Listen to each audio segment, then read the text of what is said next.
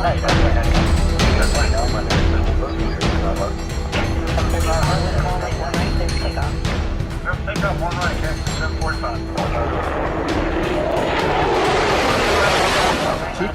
what is up? It is I, Adam Yuhan, co-host of the Pilot Network podcast, coming back at you. This time, we have decided to go north of the border, bring down somebody who's got a unique and very cool experience. I was able to reach out to Mike Bourget, call sign Skidmark, from ACM Warbirds of Canada.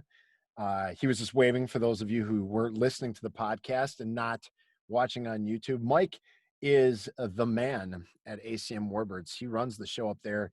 He's also got a uniquely interesting aviation backstory because he's not like the rest of us. He didn't start out as a professional pilot, and he now can fly circles around us in all of the formation stuff he does, probably dogfight with a couple of you fighter bubbas out there who think you don't stink. And if we give him an opportunity, we might even be able to get him to refuel off KC-135, but I don't know if we've got that option coming up yet. Mike, welcome to the podcast. It is truly an honor to have somebody with your unique and varied background joining us today. Thanks so much. It's great to be here. So, Mike, let's start right off, jump right into it in the beginning. What is ACM Warbirds? Let's start there, and then we'll kind of work from that angle. Cool. ACM Warbirds is a bunch of old retrobates that like to have a good time. We started out basically as a museum. We started out trying to find a way to have people experience fighter jets that normally don't get to see them. You know, normally you'll go to the air show and you get to look at it behind the chain, but you don't really get to touch and smell and sit in them. So we started it that way. And it's evolved into something quite different. We've become an entertainment company, and we're just having a good old time. We show people what it's like to do simulated combat in L-29s. They weren't always fighter jets. They are fighter jets for some air forces. And we just have a great time. So I think one of the more unique things is I know plenty of guys, and gals too, ex-military, especially fighter pilots who get into that kind of business, fly warbirds, do whatever after their career's over or sometime during their career.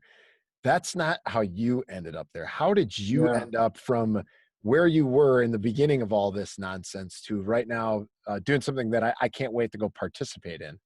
Cool. You know, it all started out pretty innocuously. I went through aircrew selection in 1980 for the Canadian military. And as an 18-year-old man, I was incredibly mature. And I didn't make it. So I went on to do other things and got into banking and became very entrepreneurial. And but what happened, I got a stroke of good luck. And this is a double-edged good luck story. My mom and dad died when I was in my early 30s, and it was the last gift they gave to me was perspective. And I always wanted to fly. I'd always kept putting it off, family, this, that, and the other thing. And I ended up going, okay, you know what? They're gone now. I got a little bit of money. I'm not going to wait till I retire or till I die to start flying. I'm going to fly right now. I started flying. And because I'm not that 100-hour hamburger guy, I quickly got into aerobatics, got into formation, bought myself a Nanchang, which is you guys call them yaks down there, Chinese military trainer. I got to hang out with some of the coolest ex-Navy, U.S. Navy, U.S. military, Canadian fighters, Air Force guys. I know they're not that cool, but you know we'll go with we get it. Cool. I understand. Right? Well, not the trash haulers. The fighters are cool. Yeah. So they taught me how to fly some really great formations, some awesome formation aerobatics, and the next logical step was to get a fighter. Here I am. A couple years later, we've got two of them. So start off kind of getting this experience of, okay, I'm going to go upside down and do some pretty cool stuff. Yeah. Hair on fire. Yeah. So you said you were in banking for a little bit. There's a piece there that you kind of transitioned where you did banking for a while. How long were you in banking? Then what happened between banking to now I run a upside down flying, let's go do some BFM and maneuvering and all that kind of stuff. Where? So the banking thing is fun, and it was great to raise my kids with my spouse. And then I got out of banking because banking was a 20-year career, and it was 19 years, 9 months, roughly, too long. And About 9 years into being a bank manager, I went out on my own and became a mortgage broker and ran my own business, built it up to 4 branches, about 28 staff. And I did that for another 10 years. So then as I said, when my folks died, the last gift they gave me was perspective. And I realized I really hated being a banker. I didn't like it. I didn't enjoy it. And so my wife at the time, she was gracious enough to say, hey, well, what do you want to do? Now's the time to make a change. So I became an air traffic controller. Tender age of 39, I signed up. I said, hey, I'm going to be an air traffic controller right now. Everybody said I was crazy. Everybody said I wouldn't do it. And as in all things I do, I just looked at them and said, watch me. So yeah, my first day on the job was September 11th. It's the first time I had a microphone in my hands. So the first time you had a microphone in your hand, so you'd been through school training for ATC, which I don't think for all of our American air traffic controllers listening and future air traffic controllers, I think there's an age restriction in the US, or there used to be, and I don't think you can get that job at 39. So you know what? That You might just be. gotta try. That's true. You know what? I've been told many times that no is just an opportunity to get a yes. So Absolutely.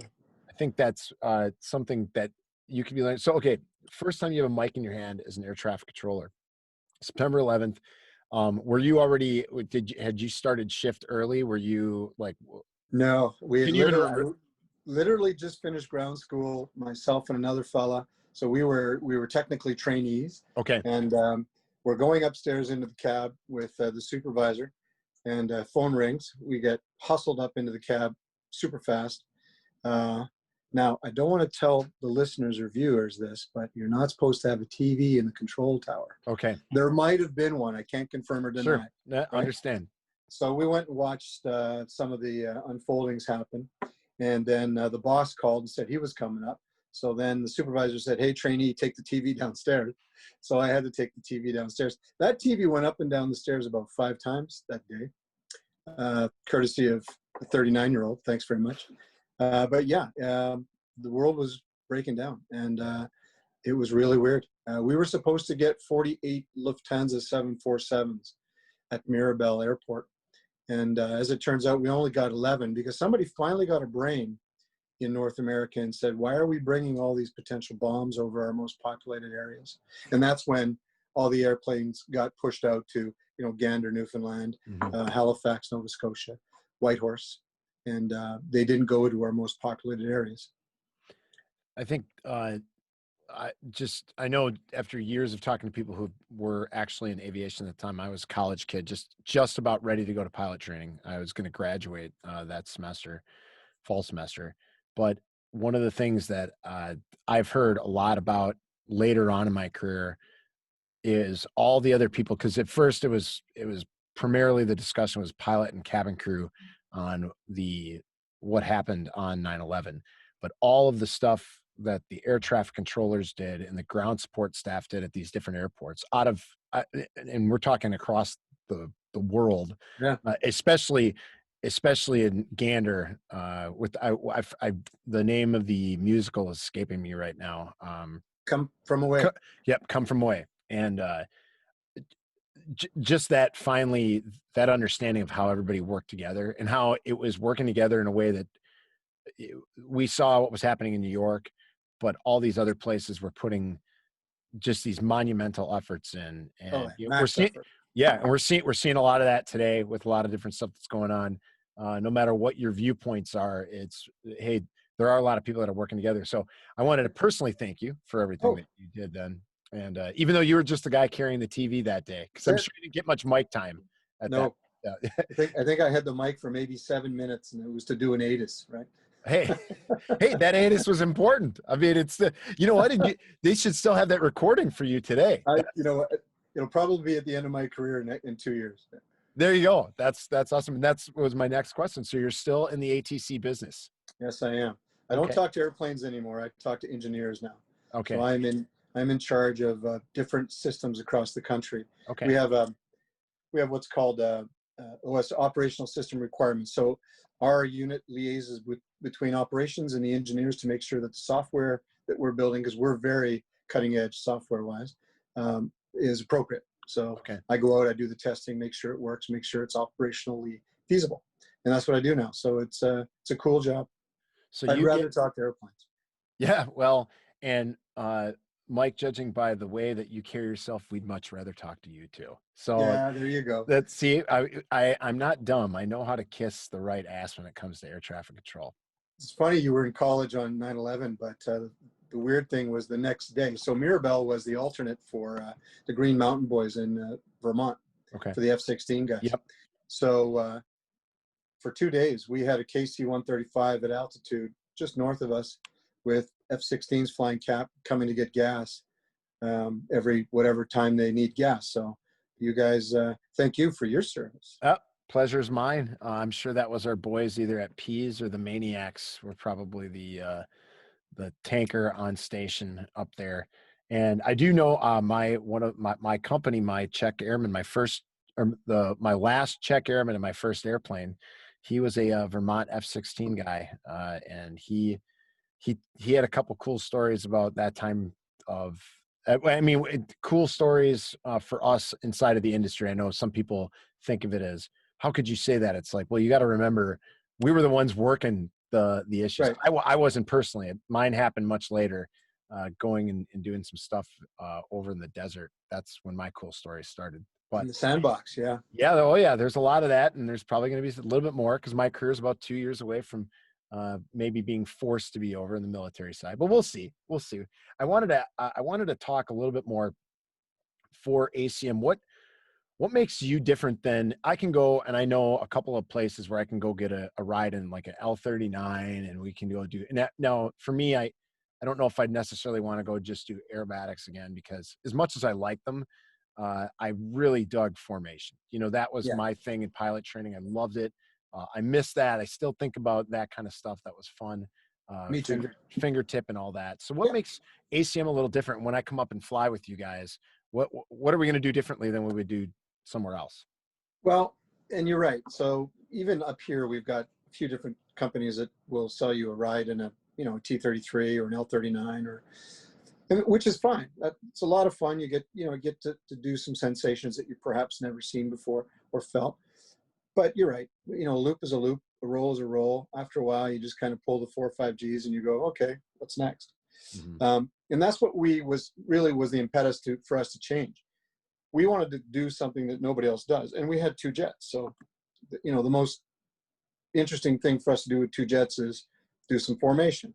Next thing you know, you're doing formation, you're going into extended trail, you're doing the tail chase. Well, that's really, simulated combat. You're actually doing BFM when you try to keep that cone in mind. And it's almost trying to get a good gunshot off. Mm-hmm. So we just moved it along. And now we're doing formation and we're doing extended trail.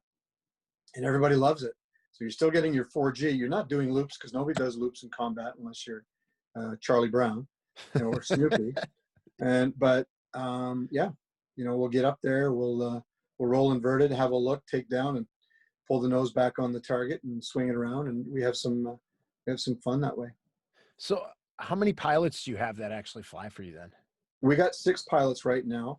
Okay. That's counting me, but I've just recently lost my medical, so I won't be flying for a little while, maybe for about a year. It'll be back in about a year. Okay. My head's too big for the helmet, so they won't. So you have what, you say six folks? Yeah.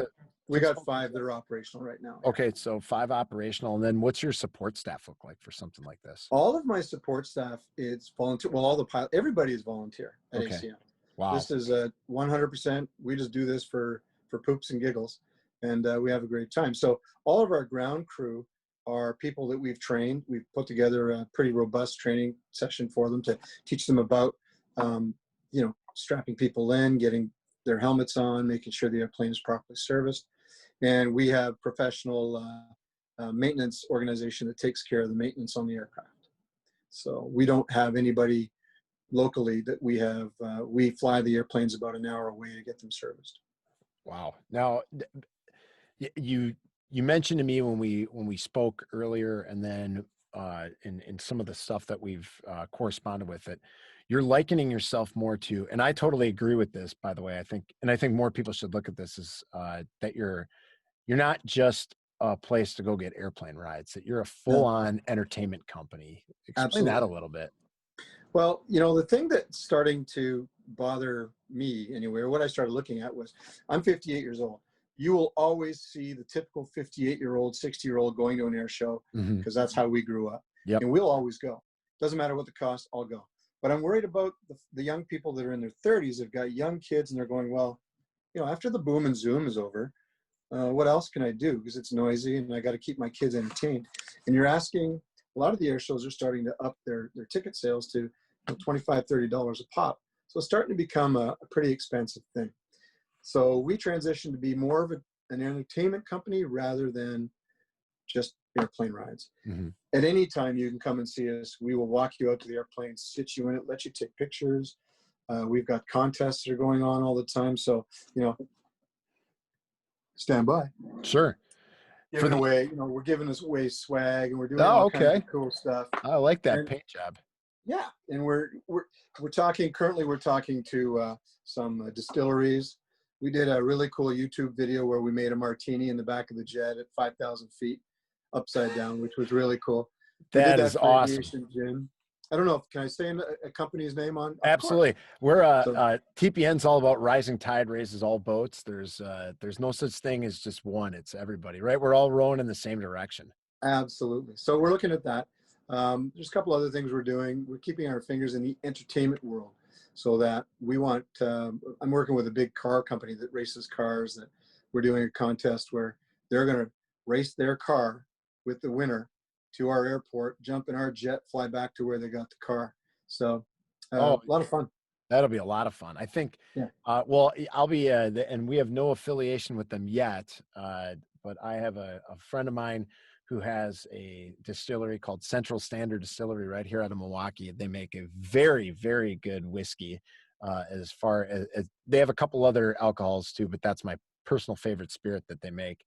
And I'm pretty sure that we can get you a bottle up there and get you They guys need a to. jet team. Yeah, they definitely do. I'll reach out to Evan and I'll have him listen to this podcast and say, hey man, maybe we can get you guys in contact with each other. I'll show you the link later for the YouTube video for the martini. It's Yeah, pretty sweet. and Yeah.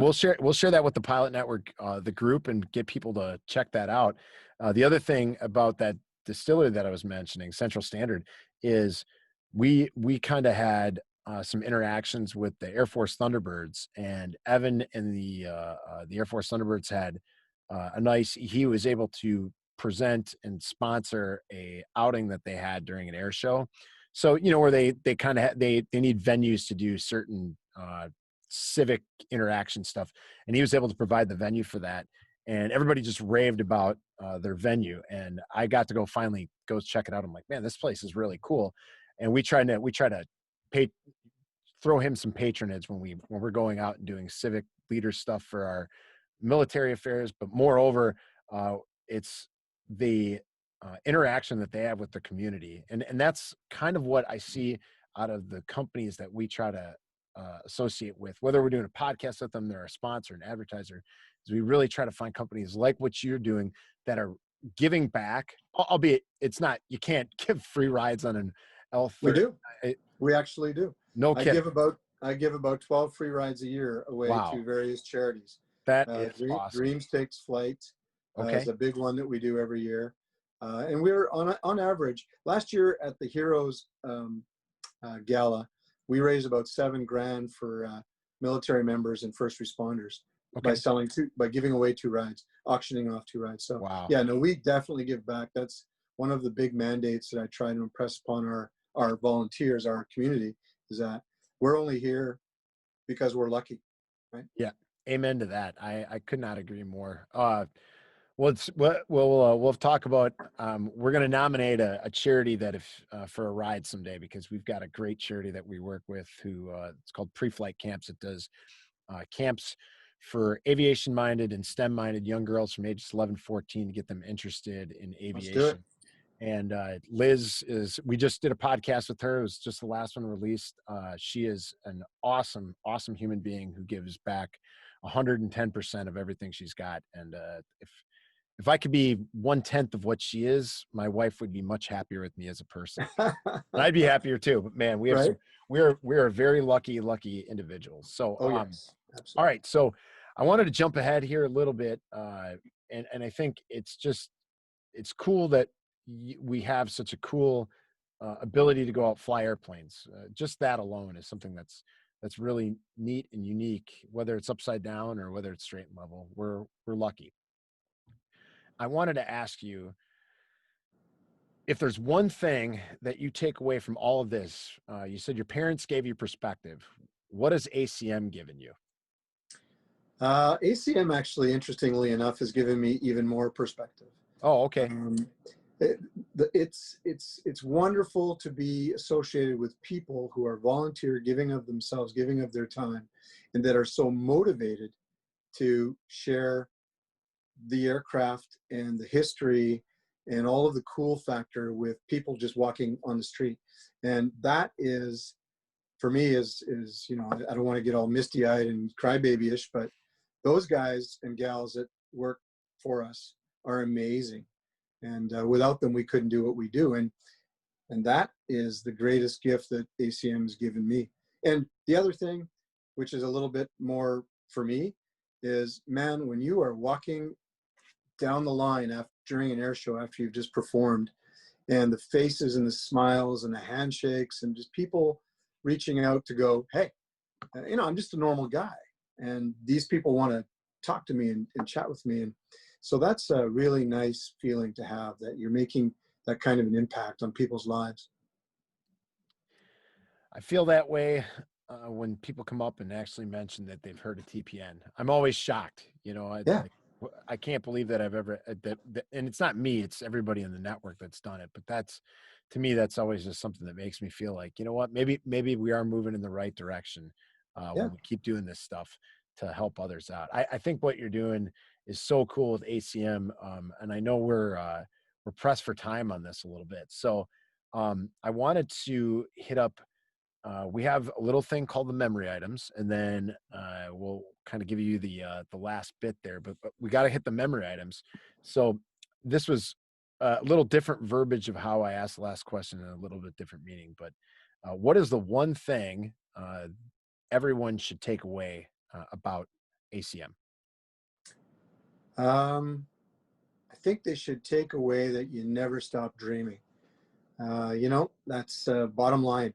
I didn't make it in 1980 when I wanted to be a fighter pilot. Uh, Again, due to maturity.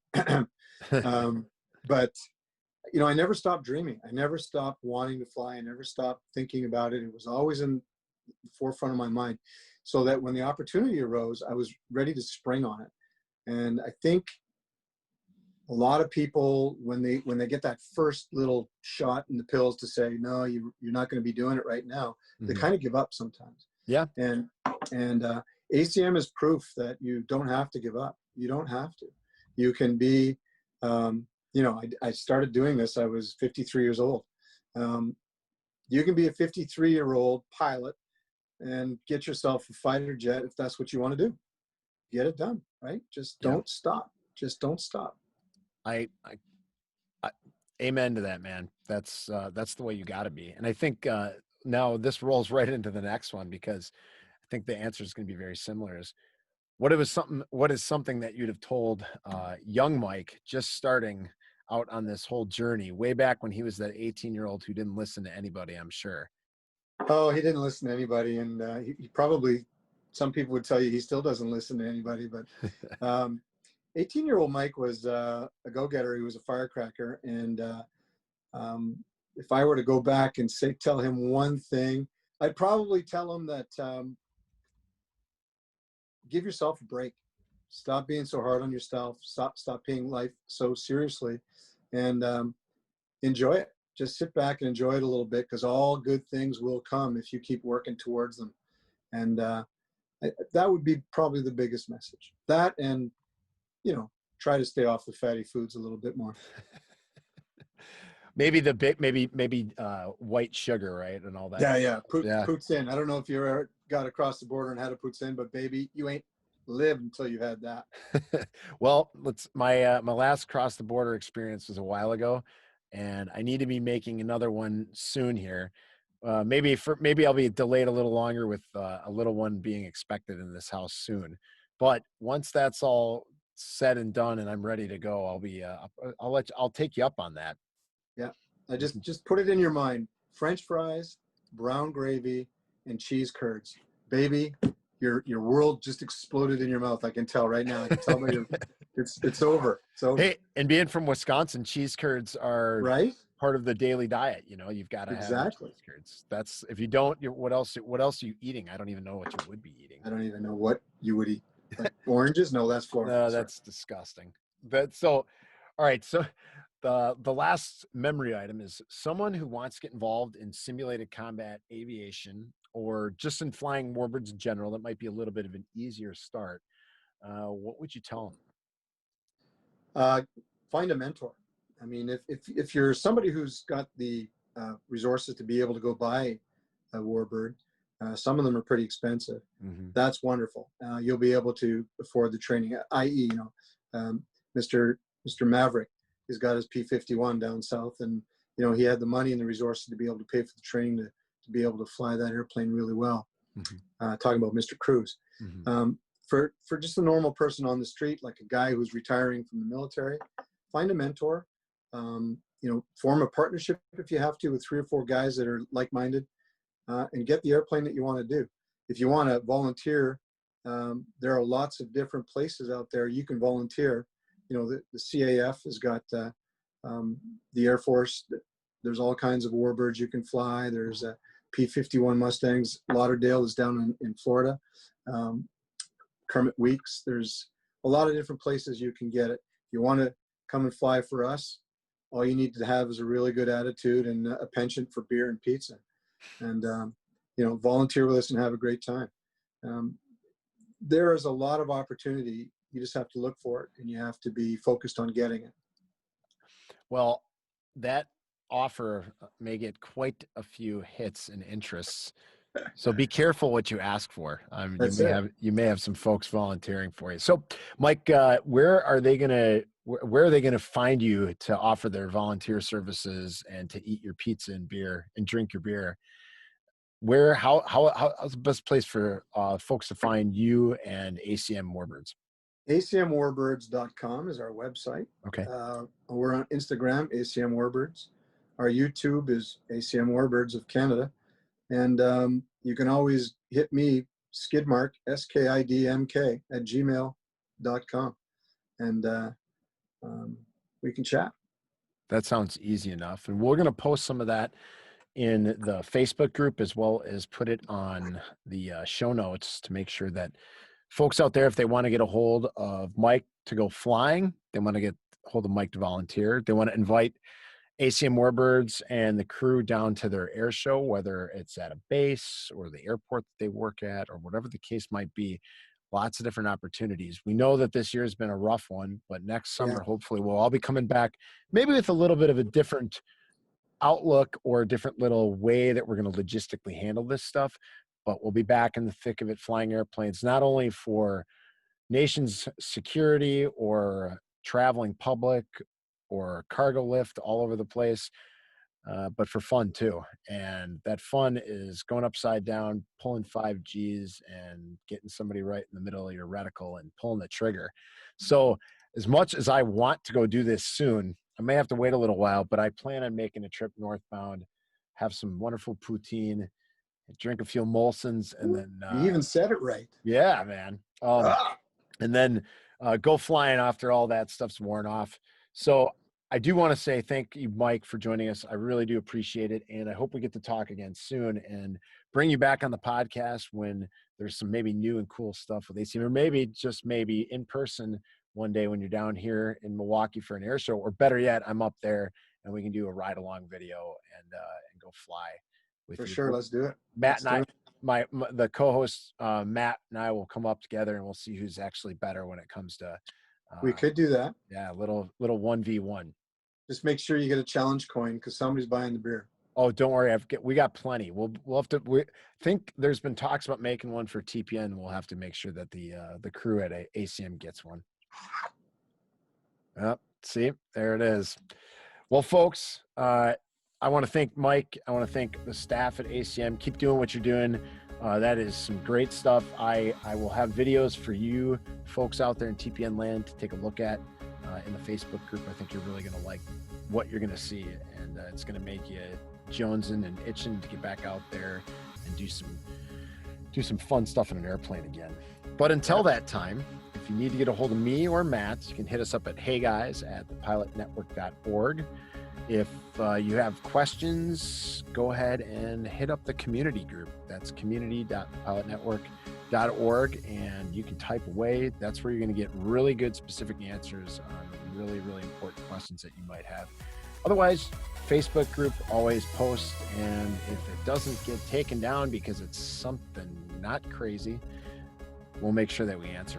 Otherwise, I want to thank my guest again, Mike Bourget, ACM Warbirds of Canada. And until next time, folks, keep that shiny side up and the greasy side down. Fly safe,